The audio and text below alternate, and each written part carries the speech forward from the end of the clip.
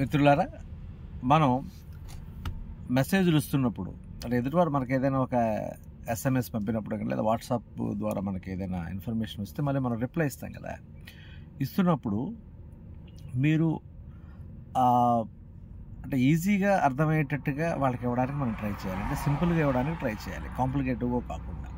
కొన్ని సందర్భాల్లో మనం కొన్ని వాడుతున్న పదాలు ఏదైతే ఉన్నాయో, వర్డ్స్ ఏదైతే ఉన్నాయో అవి ఇండైరెక్ట్గా వాళ్ళకి నెక్స్ట్ క్వశ్చన్ రేజ్ అవ్వడానికి అవకాశం ఉంటుంది. అందుకని సాధ్యమైనంత వరకు ఎవరైనా మనకి ఒక ఎస్ఎంఎస్ పంపినా లేదా వాట్సాప్లో మనకు ఒక సమాచారాన్ని పంపించినప్పుడు దానికి మీరు సమాధానం ఇచ్చేటప్పుడు అంటే వాళ్ళకి అర్థం అవ్వాలి 100%. మళ్ళీ సబ్ క్వశ్చన్ రాకూడదు, ఎందుకు, ఏమిటి, ఎలా అని అడగకుండా ఉండేటట్టుగా మనం వాళ్ళని కమ్యూనికేట్ చేయగలిగితే మనలో చాలా కమ్యూనికేషన్ స్కిల్స్ బాగా ఉన్నట్టు లెక్క.